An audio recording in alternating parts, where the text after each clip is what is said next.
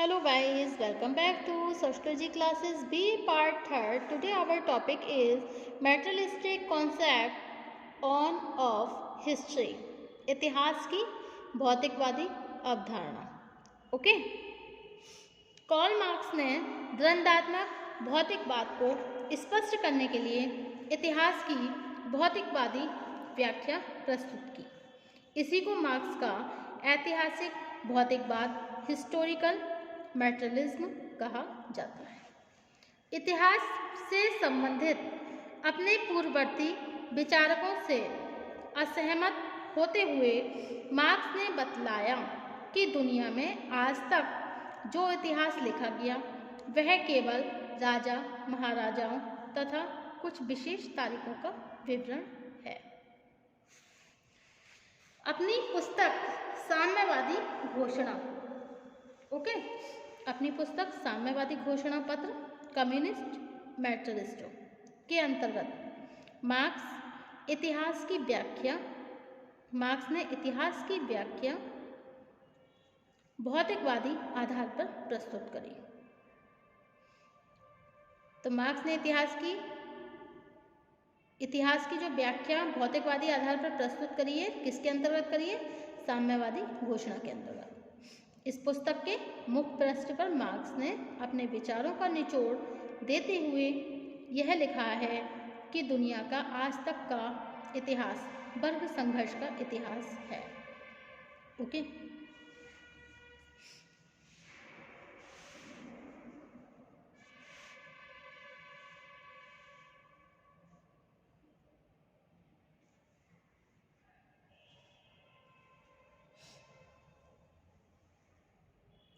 इसके विपरीत वास्तविकता यह है, जब तक हम जनसाधारण के इतिहास को समझ नहीं लेते तब तक सामाजिक विकास की प्रक्रिया को नहीं समझ सकते.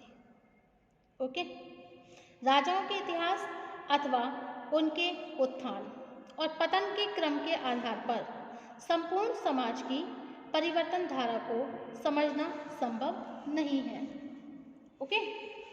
अपनी प्रसिद्ध पुस्तक साम्यवादी घोषणा पत्र कम्युनिस्ट मैनिफेस्टो के अंतर्गत मार्क्स ने इतिहास की व्याख्या भौतिकवादी आधार पर प्रस्तुत की. इस पुस्तक के मुख्य पृष्ठ पर मार्क्स ने अपने विचारों का निचोड़ देते हुए यह लिखा कि दुनिया का आज तक का इतिहास वर्ग संघर्ष का इतिहास है. इतिहास की भौतिकवादी व्याख्या प्रस्तुत करते हुए मार्क्स ने समाज के संपूर्ण इतिहास को 5 युगों में विभाजित किया है. इन सभी युगों में उत्पादन के साधनों तथा उत्पादन के संबंधों में पाए जाने वाले अंतर्विरोधियों के साथ साथ मार्क्स ने विभिन्न युगों के बीच पाए जाने वाले द्वंद्व तथा इस द्वंद्व के फलस्वरूप उत्पन्न होने वाली संश्लेषण की दशा को भी स्पष्ट किया है. संक्षेप में मार्क्स द्वारा प्रस्तुत इस विवेचना को निम्नांकित चित्र की सहायता से समझा जा सकता है. ओके. जिसमें है वाद प्रतिवाद संश्लेषण, प्राचीन साम्यवाद, दासयुग सामंतवाद और पूंजीवाद, सामंतवाद पूंजीवाद और साम्यवाद. ओके.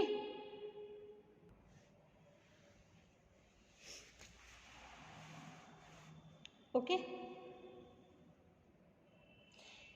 इस चित्र से स्पष्ट होता है कि सामाजिक विकास से संबंधित विभिन्न युग भौतिक दशाओं के बीच होने वाले द्वंद्व अर्थात वाद प्रतिवाद तथा संश्लेषण का ही परिणाम रहे हैं. मार्क्स द्वारा बतलाए गए विभिन्न युगों की भौतिक विशेषताओं तथा इससे संबंधित द्वंद्व की प्रक्रिया को हम इस प्रकार समझ सकते हैं. नंबर 1 है materialistic concept on off history. First है एज ऑफ स्लेवरी, सेकेंड है ओरिएंटल कम्युनिज्म और थर्ड है feudalism and fourth capitalism and fifth communism. Okay. तो फर्स्ट है आपका प्राचीन साम्यवाद, जिसे इंग्लिश में बोलते हैं ओरिएंटल कम्युनिज्म. क्या बोलते हैं इसको? प्राचीन साम्यवाद. ओरिएंटल का मतलब क्या होगा? प्राचीन. और कम्युनिज्म का मतलब क्या होगा? साम्यवाद. ओके. तो मार्क्स के अनुसार प्राचीन साम्यवाद मानव समाज की पहली अवस्था है। इस युग में मनुष्य जंगलों में निवास करता था तथा जीवन यापन के लिए कंदमूल और जंगली फलों पर आश्रित था। इस युग में मनुष्यों के पास किसी तरह के हथियार या उपकरण नहीं थे। जीवन यापन के लिए वह जंगलों में उपलब्ध होने वाले प्राकृतिक उत्पादन पर ही आश्रित था। मार्क्स के अनुसार प्राचीन साम्यवाद के इस युग में व्यक्तिगत संपत्ति का पूर्ण अभाव था। यह समाज एक वर्गविहीन समाज था जिसमें न कोई व्यक्ति अमीर था और न कोई व्यक्ति गरीब था।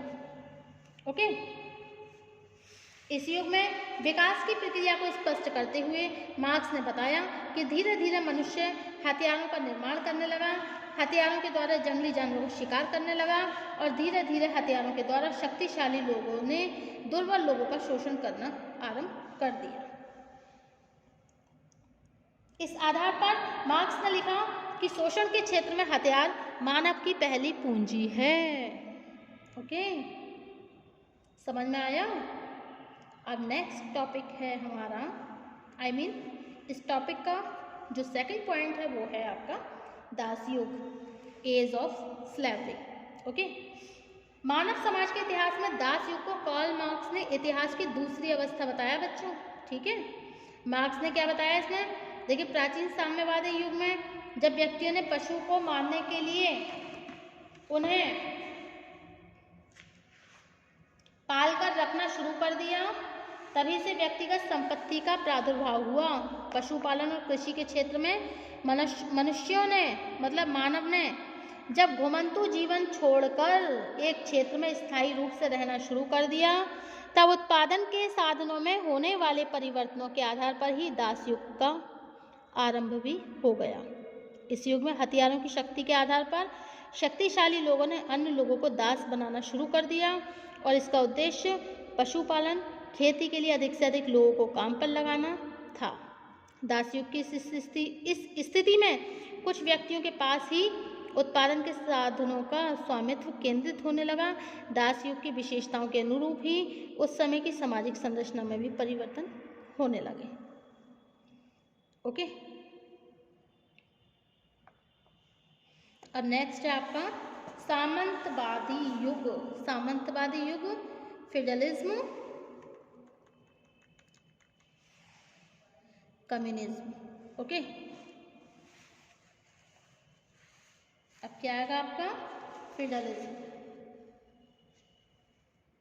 Okay, federalism, age of federalism मतलब सामंतवादी युग। ओके, मार्क्स का कथन है कि आदिम साम्यवाद तथा दास युग के बीच होने वाले अंतर विरोधियों के संश्लेषण अथवा परिणाम के रूप में सामंतवाद का भी जन्म हुआ। जैसा कि पहले दिए गए चित्र से बताया कि आदिम साम्यवाद तथा दास युग क्रमशः वाद प्रतिवाद की दशा को स्पष्ट करते हैं, जबकि इन दोनों के बीच होने वाले द्वंद्व के परिणाम स्वरूप संश्लेषण के रूप में सामंतवाद की स्थिति उत्पन्न हुई। मार्क्स ने बताया कि सामंतवाद की दशा में समाज में दो वर्गों का निर्माण हुआ। इनमें पहला वर्ग जमींदारों, लैंडलॉर्ड्स तथा दूसरा वर्ग अर्धदास किसानों, सर्व्स का। सामंतवादी युग के किसानों को मार्क्स ने अर्धदास इसलिए कहा क्योंकि उनका जीवन पूरी तरह स्वतंत्र नहीं था। ओके, यह सच है कि सामंतवादी युग में किसानों को दासों की तरह खरीदा या बेचा नहीं जाता था, लेकिन यह किसान जमींदारों को शक्ति और इच्छाओं के पूर्णतः अधीन थे। यह किसान जमींदारों की शक्ति और इच्छाओं की पूर्णतः अधीन थे। उत्पादन के साधनों में होने वाले इस परिवर्तन के कारण संपूर्ण समाज का ढांचा बदलने लगा। कृषि पर आधारित अर्थव्यवस्था में धर्म, परिवार, नैतिकता, आदर्श, नियमों तथा अन्य सांस्कृतिक संस्थाओं का रूप बदलने लगा। दास युग में मालिक द्वारा अपने दासों से काम लेने पर उन्हें जीवित रहने लायक भोजन दिया जाता था, किंतु सामंतवादी व्यवस्था में किसानों को जमीन पर खेती करने के बदले अपने जमींदार को लगान देना पड़ता था, चाहे सूखा हो या बाढ़ हो। उसके कारण कोई भी फसल पैदा हुई हो या ना हुई हो। इस दृष्टिकोण से सामंतवाद की दशा में किसानों की स्थिति दासों से भी बहुत अच्छी नहीं थी। अब नेक्स्ट है पूंजीवाद। उत्पादन के साधनों के रूप में जब बड़ी बड़ी मशीनों का उपयोग होने लगा, तब से पूंजीवाद युग भी शुरू हो गया। मार्क्स के अनुसार इस युग में उत्पादन के साधनों का स्वामित्व समाज के पूंजीपति वर्ग के हाथों में आ गया। इसके फलस्वरूप समाज दो भागों में बट गया।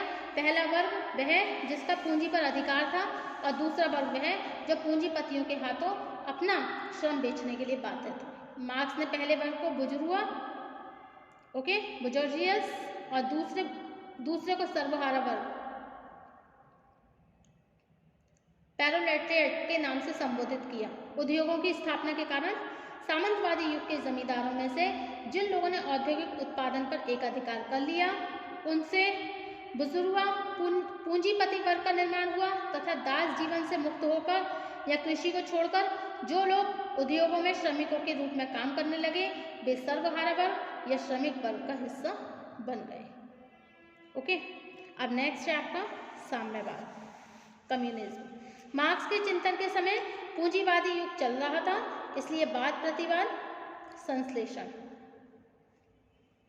के रूप में मार्क्स ने अपनी द्वंद्ववादी पद्धति का उपयोग आदिम साम्यवादी युग से लेकर पूंजीवादी युग तक के सामाजिक विकास को स्पष्ट करने के लिए किया।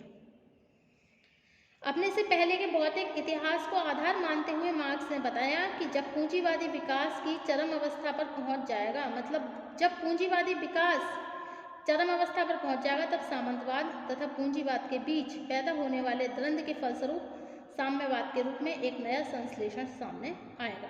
इस स्थिति में सर्वहारा वर्ग संगठित होकर उत्पादन के साधनों पर अपना अधिकार कर लेगा। यह एक ऐसी दशा होगी जिसमें उत्पादन के साधनों पर पूरे समाज का अधिकार होगा तथा उत्पादक शक्ति का उपयोग सभी के लिए लाभ के लिए किया जाएगा। ओके, और इस स्थिति में कोई भी संपत्ति व्यक्तिगत संपत्ति नहीं होगी और न ही किसी व्यक्ति को संपत्ति के हस्तांतरण का अधिकार होगा। ओके, प्रत्येक व्यक्ति को उसकी कुशलता और क्षमता के अनुसार ही कार्य दिया जाएगा जिससे उसे सुविधाएं मिलेंगी। इस साम्यवादी समाज में कोई भी वर्ग भेद नहीं होगा। ओके,